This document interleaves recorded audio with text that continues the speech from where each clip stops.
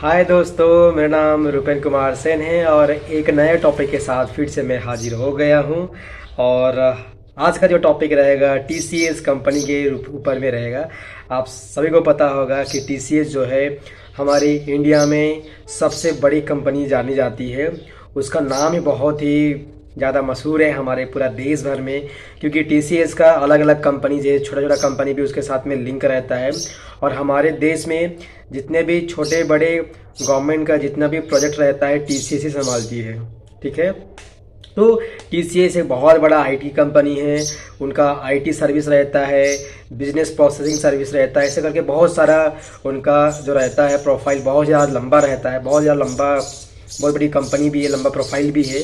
तो मैं ज़्यादा उसके बारे में नहीं बोलना चाहूँगा। लेकिन मज़े की बात क्या है, आपको जान को हैरानी होगी कि टीसीएस ने एक नया रूल बना दिया है एम्प्लॉय के लिए। अगर मान लेते हैं कोई एम्प्लॉय अगर वर्क फ्रॉम ऑफिस नहीं करते हैं और उनका 60% से कम होता है अटेंडेंस, तो उसका जो वेरिएबल पे रहता है, सैलरी का जो वेरिएबल पे रहता है वो नहीं मिलेगा। तो मैं बताता हूँ आपको असली में आपका सैलरी क्या है और आपका वेरिएबल पे क्या होता है। ध्यान से समझिएगा, ठीक है। अब जब भी आईटी कंपनी में अगर आप ज्वाइन करते हैं या फिर कोई भी कंपनी में अगर आप ज्वाइन करते हैं तो सैलरी का ना एक स्ट्रक्चर बनता है, ठीक है। एक पूरा उसमें हिसाब रहता है कि आपको इस हिस्से के लिए इतना पैसा मिलेगा, इस कैटेगरी के लिए इतना पैसा मिलेगा।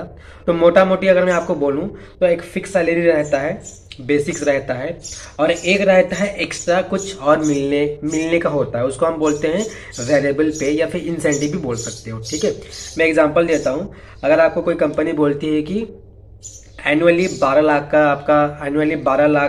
आपका सैलरी बनेगा, इसका मतलब ये है, मान लेते हैं कि आपका 1 लाख मिलेगा महीने में सैलरी और वेरिएबल पे रहेगा उसमें से 2 लाख 1 साल में, ठीक है।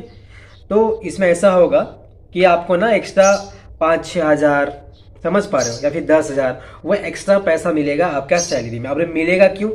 वो हो सकता है आपका परफॉर्मेंस बोनस रहेगा, ठीक है, आपका मंथली हो सकता है वो जो वेरिएबल पे होता है, या फिर क्वार्टरली बेसिस पर भी हो सकता है। बहुत बड़ी कंपनी में क्या होता है, मैंने खुद देखा है, 1 महीने के बाद हर महीने के एंड में मिलता है उसका वेरिएबल पे, या फिर हर 3 महीने में मिलता है, क्योंकि कंपनी 6-6 महीने में वेरिएबल पे देता है।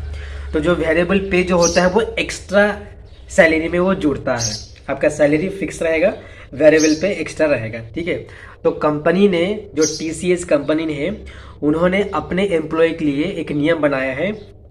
जो एम्प्लॉय वर्क फ्रॉम ऑफिस नहीं करेंगे और उनका अटेंडेंस अगर 60% से कम है तो उनको हम वेरिएबल पे नहीं देंगे। दिक्कत कहाँ आता है मैं बताता हूँ आपको, ठीक है। पहला बात, टीसीएस कंपनी बहुत ही ब्रांड है, उसके बारे में कोई भी नेगेटिविटी नहीं करूँगा उसका ब्रांड के हिसाब से, ठीक है।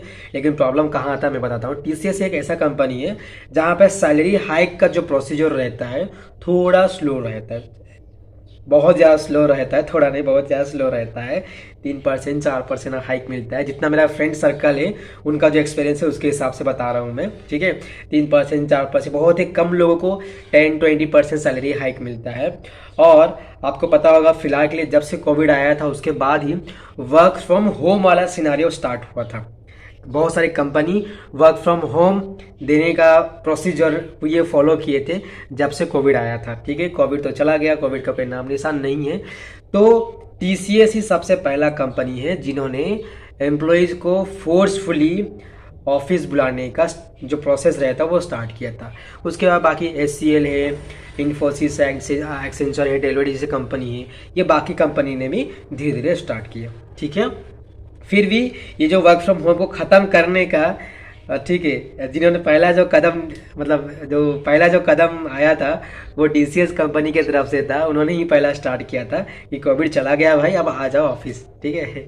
तो दिक्कत कहाँ थी मैं बताता हूँ। टीसीएस एम्प्लॉय का सैलरी जो रहता है, अगर आप फ्रेशर में जाते हो, मिड सीनियर लेवल में हो, तो उतना तो आपका सैलरी है नहीं। उसके बाद अलग से आपको ट्रैवल का खर्चा आपको उठाना पड़ेगा, तो उनके लिए थोड़ा दिक्कत आएगी।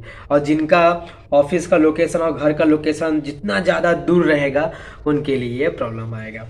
और जो लोग जहाँ पर कंपनी है उनके आसपास में अगर रहने वाले हो, वहीं के लोकल आदमी हो, तो भाई आपको दिक्कत नहीं होगा, ठीक है। तो TCS ने बहुत ज़्यादा ये कड़ा नियम रख दिया है, जो कि पर्सनली ना मुझे भी उतना अच्छा नहीं लग रहा है। 60% अटेंडेंस मतलब कैसा लग रहा है बोलो तो, ऐसा लग रहा है कि हम स्कूल में एक होता था ना कि अगर आप 80% आपका अगर अटेंडेंस नहीं रहेगा तो आप एग्ज़ाम में बैठने के लिए एलिजिबल नहीं रहोगे। आपका कोर्स भी क्या है वो दूर की बात है, आप एग्ज़ाम में ही बैठ नहीं सकते हो। तो ये स्कूल वाली बात होता है, थोड़ा अजीब लगा।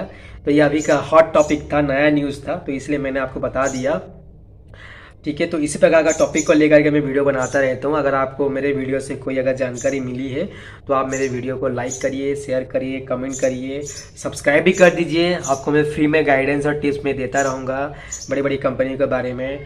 अगले वीडियो में फिर से मिलते हैं। Thank you so much guys for watching my video. Thank you.